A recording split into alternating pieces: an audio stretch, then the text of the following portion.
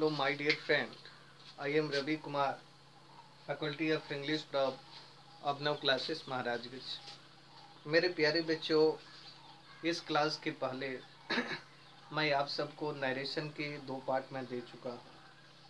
उसमें मैंने पार्ट 1 में बताया था कि किसी डायरेक्ट स्पीच का जो सेंटेंस है, यदि उसे आप इनडायरेक्ट स्पीच में यदि आप उसे बदलना चाहते हैं तो किस तरीके से उसे आप इनडायरेक्ट स्पीच में बदल सकते हैं। उस प्रीवियस क्लासेस में मैंने आपको चेंज ऑफ पर्सन पर आधारित यदि कोई डायरेक्ट स्पीच का सेंटेंस दे दिया गया हो तो उसको हम इनडायरेक्ट स्पीच में किस तरीके से बदल सकते हैं, इसके बारे में मैंने आप सबको बताया था। लेकिन आज जो हम लोग डिस्कस करने के लिए जा रहे हैं, इसमें हम लोग यह सीखेंगे कि यूनिवर्सल ट्रूथ यदि दे दिया गया हो और उस यूनिवर्सल ट्रूथ पर आधारित यदि कोई आपका डायरेक्ट स्पीच दे दिया गया हो और उसे इनडायरेक्ट स्पीच में यदि उसे कन्वर्ट करना हो, यदि उसे बदलना हो, तो उसे हम इनडायरेक्ट स्पीच में किस तरीके से कन्वर्ट कर सकते हैं, किस तरीके से बदल सकते हैं। तो मेरे प्यारे बच्चों, आइए इस वीडियो को शुरू करते हैं। सबसे पहले हमें यह जान लेना है कि यूनिवर्सल ट्रूथ क्या होता है मेरे बच्चों, ठीक है ना। किसी भी टॉपिक के बारे में यदि आप पढ़ें तो सबसे पहले उस टॉपिक के बारे में आप अच्छी तरीके से जानकारी कर लें। जैसे यूनिवर्सल ट्रूथ की जहाँ तक हम बात करते हैं, यह एक वैसा कथन होता है जो कि पूरी तरीके से सत्य हो। दुनिया में कोई ऐसा अस्त्र नहीं बना जिसके माध्यम से इस यूनिवर्सल ट्रूथ रूपी जो स्टेटमेंट है, इस स्टेटमेंट्स को बनाया जा सके या फिर से क्रिएट किया जा सके। एक बच्चा आता है और वह बच्चा आपसे कहता है कि सूर्य पूरब में उगता है और पश्चिम में डूबता है। यदि मैं आपसे कह दूं कि सूर्य की जो उगने की जो दिशा है, उस उगने की दिशा को आप बदल दीजिए, तो आप उसे उगने की दिशा को आप नहीं बदल सकते। या अभी तक इस दुनिया में ऐसा कोई वेपन्स नहीं बना जिस वेपन्स के माध्यम से उसके उगने की जो दिशा है, उस उगने की दिशा को आप बदल सकते हैं। तो मेरे प्यारे बच्चों, यूनिवर्सल ट्रूथ पर आधारित यदि कोई डायरेक्ट स्पीच का सेंटेंस दे दिया गया हो और उसे इनडायरेक्ट स्पीच में यदि उसे बदलना हो तो आप उसे इनडायरेक्ट स्पीच में आप किस तरीके से उसे बदल सकते हैं। तो मेरे प्यारे बच्चों, मैंने एक सेंटेंस लिखा, He said to me, we must all die one day। ठीक है, ये एक सेंटेंस है। मैंने प्रीवियस क्लासेस में आप सबको बताया था कि ये रहा आपका इन्वर्टेड कमा, और इन्वर्टेड कमा के बाहर भी आप एक सेंटेंस देख रहे हैं और इस इन्वर्टेड कमा के अंदर भी आप एक सेंटेंस देख रहे हैं। हमने आपको बताया था कि इन्वर्टेड कमा के बाहर जो सेंटेंस होता है, उस सेंटेंस को हम लोग रिपोर्टिंग स्पीच कहते हैं। क्या कहते हैं मेरे बाबू? रिपोर्टिंग स्पीच कहते हैं, ठीक है। और इन्वर्टेड कमा के अंदर जो सेंटेंस होता है उसको हम कहते हैं रिपोर्टेड स्पीच कहते हैं, ठीक है मेरे बाबू, है ना। अब इस सेंटेंस में आपको चेक करना है कि ये सेंटेंस जो दिया गया है हमारा यूनिवर्सल ट्रूथ पर आधारित है या हमारा यूनिवर्सल ट्रूथ पर आधारित नहीं है। आगे चेक किया तो हमने पाया कि we must all die one day, हम सभी को एक दिन मरना है। इसका मतलब ये हुआ कि यह यूनिवर्सल ट्रूथ है, यह सार्वभौमिक सत्य है। और मैंने आपको बताया कि जब यूनिवर्सल ट्रूथ पर आधारित कोई डायरेक्ट स्पीच का सेंटेंस आपका दे दिया गया हो और उसे आप इनडायरेक्ट स्पीच में कन्वर्ट करना चाहते हो, मतलब इनडायरेक्ट स्पीच में यदि आप उसे बदलना चाहते हो तो आप उसे इनडायरेक्ट स्पीच में कैसे बदलेंगे। सबसे पहले आप ये चेक कर लीजिए कि आपका रिपोर्टिंग स्पीच आपका प्रेजेंट टेंस में दिया गया है या पास्ट में दिया गया है या फ्यूचर में दिया गया है। तो आप यहाँ देख रहे हैं कि आपका जो रिपोर्टिंग जो स्पीच है वह आपका पास्ट इंडेफिनिट में दिया गया है। आप देख ले कि ये आपका रहा सब्जेक्ट, ये रहा आपका वर्ब और इसको हम कहते हैं ऑब्जेक्ट। तो मेरे प्यारे बच्चों, ये आपका डायरेक्ट स्पीच का सेंटेंस है और इसे जब आप इनडायरेक्ट स्पीच में कन्वर्ट करेंगे तो कुछ नहीं करना है। आपका जो ही है उस ही को यहाँ लिखेंगे, सेड जो है उसको टोल्ड में हम बदलेंगे। यहाँ आपका टू प्रीपोजिशन दिख रहा है, उस टू प्रीपोजिशन को हम इस सेंटेंस से रिप्लेस कर देंगे। रिप्लेस का मतलब हुआ इसे हम लोग हटा देंगे, ठीक है। जैसे इस टू प्रीपोजिशन को हमने यहाँ से हटाया तो यहाँ हमारा ऑब्जेक्ट बच जाता है। तो इस वाक्य का ऑब्जेक्ट कौन है? तो आपने देखा कि इस वाक्य का जो ऑब्जेक्ट है वह हमारा मी है, ठीक है। इन्वर्टेड कमा जो है उसको यदि आप रिप्लेस करेंगे तो उसके बदले में आपको डैट लिखना होगा, ठीक है। और चूंकि यह यूनिवर्सल ट्रूथ है, यूनिवर्सल ट्रूथ में चेंज ऑफ पर्सन की भी कोई गुंजाइश नहीं होती है और यूनिवर्सल ट्रूथ में चेंज ऑफ टेंस की जो बातें करते हैं उस चेंज ऑफ टेंस में भी किसी प्रकार का परिवर्तन नहीं होता है। जैसे आप यहाँ देख ले, वी दिया गया है तो आप ये ऐसा न समझे कि ये फर्स्ट पर्सन है, तो हम क्या करेंगे कि जो सब्जेक्ट है रिपोर्टिंग स्पीच का, उस रिपोर्टिंग स्पीच के सब्जेक्ट के अनुसार हम इसे बदल देंगे। यदि आप वैसा करते हैं तो आपका ये जो सेंटेंस है ये गलत माना जाएगा। मतलब मैं यूँ बताने की कोशिश कर रहा हूँ कि यदि आपका यूनिवर्सल ट्रूथ हो तो यूनिवर्सल ट्रूथ में किसी भी प्रकार की कोई परिवर्तन की गुंजाइश नहीं होती है। इसलिए हम क्या करेंगे, इसमें किसी भी प्रकार का कोई भी हम परिवर्तन नहीं करने वाले हैं। तो जब इसमें हम किसी प्रकार का कोई परिवर्तन नहीं करेंगे तो फिर इसी बात को हम क्या करेंगे, लिख देंगे, we must all die one day, ठीक है। पहले वाला जो सेंटेंस था वो आपका डायरेक्ट स्पीच का सेंटेंस था, क्योंकि इसका मतलब हुआ कि उसने मुझसे कहा कि we must all die one day, एक दिन हम सभी को मर जाना है। लेकिन दूसरे सेंटेंस में आप देख रहे हैं कि ही टोल्ड मी दैट, उसने मुझसे कहा कि we must all die one day. मेरे प्यारे बच्चों, आप इन दोनों सेंटेंस में आप अंतर देख रहे हैं। अगर इनडायरेक्ट स्पीच की आप यदि बात करते हैं तो उसमें आपका जो अर्थ निकलेगा की का अर्थ देगा, जो कि आप यहाँ देख रहे हैं, ठीक है। एक दो और एग्जाम्पल लेते हैं और जो यूनिवर्सल ट्रूथ है उस यूनिवर्सल ट्रूथ पर हम प्रैक्टिस करते हैं। मेरे प्यारे बच्चों, जैसे कहा हमने एक सेंटेंस लिया, they said to me honesty is the best policy, honesty is the best policy, ठीक है। ये रहा आपका सेंटेंस, ठीक है मेरे बच्चों। आप इसको चेक कर लें, ये रहा आपका इन्वर्टेड कमा, ठीक है। इस इन्वर्टेड कमा के बाहर जो सेंटेंस है ना, इस सेंटेंस को हम क्या कहते हैं मेरे बाबू, रिपोर्टिंग स्पीच कहते हैं, ठीक है। इस इन्वर्टेड कमा के अंदर भी एक सेंटेंस है जिसको हम कहते हैं reported speech, this is called reported speech. आप जरा चेक कर लें कि रिपोर्टेड स्पीच में जो आपका सेंटेंस दिया गया है वह यूनिवर्सल ट्रूथ है या यूनिवर्सल ट्रूथ नहीं। आपने जैसे चेक किया, चेक करने के बाद आपने पाया कि रिपोर्टेड स्पीच के अंदर जो आपका सेंटेंस दिया गया है वह सेंटेंस आपका क्या है, आपका यूनिवर्सल ट्रूथ है, ठीक है। तो जब ये आपका यूनिवर्सल ट्रूथ हो गया तो उसके बाद जो नियम है उस नियम को हम फॉलो करेंगे, उस नियम को अनुसरण करेंगे। अब सवाल यह है कि किस तरीके का नियम का अनुसरण करें। आप जरा देखिए, ये आपका सब्जेक्ट है, इसको हम कहते हैं वर्ब, और यहाँ देखिए आपका ऑब्जेक्ट यहाँ रखा हुआ है। तो जब भी आपका यूनिवर्सल ट्रूथ पर आधारित आपका डायरेक्ट स्पीच का सेंटेंस यदि मिल जाता और उसे इनडायरेक्ट स्पीच में आपको उसे बदलना हो तो वैसी परिस्थिति में आप उसे क्या करेंगे, ये जो दे लिखा हुआ है मेरे बच्चों, उस दे को लिख देते हैं।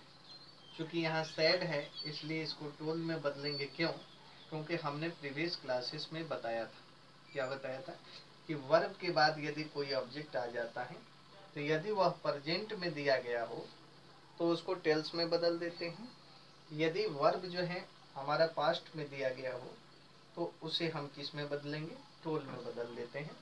यहाँ आप देख लीजिए कि जो आपका वर्ब है वह वर्ब किस में दिया गया है, तो आपका जो वर्ब है वह आपका V2 में दिया गया है, इसलिए इसको हम क्या करेंगे, टोल में बदलेंगे। ठीक है, आगे थोड़ी देर बढ़ते हैं तो यहाँ हम देखते हैं कि टू प्रीपोजिशन दिया गया है। इस टू प्रीपोजिशन को रिप्लेस कर देते हैं। जैसे इस टू प्रीपोजिशन को रिप्लेस करते हैं यहाँ आपका बच जाता है में। आपने देखा कि यहाँ इन्वर्टेड कमा दिया गया है, इस इन्वर्टेड कमा के बदले में हम क्या करेंगे, डैट का प्रयोग करेंगे। मैंने आपको बताया कि आपका यूनिवर्सल ट्रूथ वाला जो स्टेटमेंट है उसमें हम किसी भी प्रकार का कोई परिवर्तन नहीं करने वाले। आप यहाँ जरा देखिए, honesty is the best policy, ये आपका यूनिवर्सल ट्रूथ का स्टेटमेंट है, इसलिए इसमें हम किसी भी प्रकार का कोई परिवर्तन नहीं करने वाले हैं। ठीक है, इसलिए हम क्या करेंगे कि ये honesty is the best policy है। ठीक है ना, इस honesty is the best policy को हम क्या करेंगे, यहाँ लिख देंगे। पहले वाला जो सेंटेंस था उसका मतलब होगा कि उन लोगों ने मुझसे कहा है कि ईमानदारी एक सर्वोत्तम नीति है, लेकिन दूसरे वाला जो सेंटेंस है उस दूसरे वाले सेंटेंस का मतलब क्या है, उसका मतलब है कि उन लोगों ने मुझसे कहा कि ईमानदारी एक सर्वोत्तम नीति है। तो मेरे प्यारे बच्चों, अगर आपको आइडेंटिफाई करना है कि कौन सा हमारा डायरेक्ट स्पीच है और कौन सा हमारा इनडायरेक्ट स्पीच है, तो ये रहा आपका इनडायरेक्ट स्पीच। और जब भी आप इनडायरेक्ट स्पीच की आप बातें करें उसमें आपका जो अर्थ होगा की का अर्थ देगा, और वैसा सेंटेंस जिसमें की का अर्थ देने लगे तो आप इस बात को मानिए कि वह जो सेंटेंस है आपका, ठीक है ना, आपका इनडायरेक्ट स्पीच में वह सेंटेंस आपका दिया गया है। मेरे प्यारे बच्चों, मैं आशा करता हूँ यहाँ तक आपको काफ़ी अच्छी तरीके से समझ में आई होगी, और बच्चों को रोल की भी यहाँ ज़रूरत पड़ सकती है, तो इसको आप एक रिव्यू ले लीजिए। उसके बाद मैं बारी बारी से आता हूँ और एक रूल मैं बताऊँगा, उस रूल पर आधारित और भी डायरेक्ट स्पीच के जो सेंटेंसेस आपके दिए गए हैं उन सारे सेंटेंसेस को हम लोग बारी बारी से करने वाले हैं। इसलिए सबसे पहले यहाँ जो आपके बोर्ड पर हमने लिखा इसका आप एक रिव्यू ले लें। Please take a review my dear friend.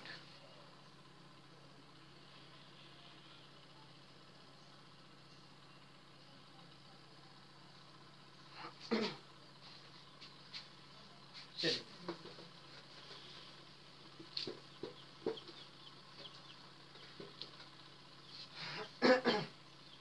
जैसे एक सेंटेंस हमने लिखा, he said to me a bad carpenter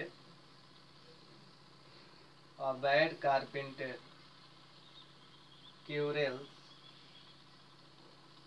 with his tools। ठीक है, चलिए इस सेंटेंस को जरा आप देखिए। जैसे ही आप इस सेंटेंस को देखते हैं तो इस सेंटेंस को दो हिस्सों में बांट दिया गया है। एक को हम लोग क्या कहते हैं, रिपोर्टिंग स्पीच, और इसके आगे वाला जो सेंटेंस है उसको हम क्या कहते हैं, रिपोर्टेड स्पीच कहते हैं। ठीक है, मेरे प्यारे बच्चों, यहाँ आप देख रहे हैं ये आपका सब्जेक्ट है, ये आपका वर्ब है और ये आपका ऑब्जेक्ट है। ठीक है, आगे वाली जो सेंटेंस है इस सेंटेंस को यहाँ से यहाँ तक जब हम पढ़ते हैं तो इस सेंटेंस को पढ़ने के बाद हमें यह पता चलता है कि आपका ये जो सेंटेंस दिया गया है यूनिवर्सल ट्रूथ पर आधारित आपका सेंटेंस दिया गया है। तो जब यूनिवर्सल ट्रूथ पर आधारित यदि कोई डायरेक्ट स्पीच का कोई सेंटेंस यदि आपको दे दे, ठीक है, और वह आपको कह दे इनडायरेक्ट स्पीच में उसे कन्वर्ट करने के लिए, इनडायरेक्ट स्पीच में उसे बदलने के लिए, तो आप इनडायरेक्ट स्पीच में उसे किस तरीके से बदलेंगे। सबसे पहले मैं आपको बता रहा हूँ कि जो रिपोर्टिंग स्पीच का, ठीक है, रिपोर्टिंग स्पीच, ठीक है ना, रिपोर्टिंग स्पीच में आप चेक करेंगे कि आपका जो वर्ब है वह आपका पास्ट में है, ठीक है, या प्रेजेंट में है या फ्यूचर में है, ठीक है ना। सेकेंड बार में आपको चेक करना है, तो उसके बाद में कोई आपका ऑब्जेक्ट दिया गया है या ऑब्जेक्ट नहीं दिया गया है, ठीक है। आप यहाँ जरा चेक करके देखें कि ये जो वर्ब है ये किस में दिया गया है, पास्ट में दिया गया है, ठीक है ना। उसके बाद आप चेक करें कि उसके बाद कोई ऑब्जेक्ट आपका दिया गया है या नहीं दिया गया है। यहाँ देखे आपने कि यहाँ ऑब्जेक्ट दिया गया है, ठीक है। तो करना क्या है कि इस ही को हम क्या करेंगे, यहाँ लिखेंगे, और यहाँ जो आप शेड देख रहे हैं, इस शेड को हम किस में कन्वर्ट करेंगे मेरे बच्चों, इसको हम टोल्ड में पूरी तरीके से कन्वर्ट कर देंगे। जैसे शेड है मेरे बच्चों, इसको हम टोल्ड में कन्वर्ट कर देंगे, ठीक है ना। यहाँ आपने देखा कि टू प्रीपोजिशन दिया गया है, ठीक है। अब हम क्या करेंगे कि इस टू प्रीपोजिशन को यहाँ से हम रिप्लेस कर देंगे, मतलब इसको यहाँ से हटा देंगे, ठीक है। जैसे ही आपने टू प्रीपोजिशन को यहाँ से हटाया तो इसमें आपका बच गया ऑब्जेक्ट जो कि मी है, उस ऑब्जेक्ट मी को यहाँ लिख देते हैं, ठीक है ना। आगे थोड़ी देर बढ़ते हैं तो आप देखते हैं कि यहाँ इन्वर्टेड कमा दिया गया है, ठीक है। इस इन्वर्टेड कमा को हम क्या करेंगे कि इसको यहाँ से हम रिप्लेस कर देंगे, मतलब इस इन्वर्टेड कमा को हम इस सेंटेंस से इसको हटा देंगे। जैसे इन्वर्टेड कमा हटा तो उसके बदले में हम क्या करेंगे, दैट का प्रयोग करेंगे, ठीक है।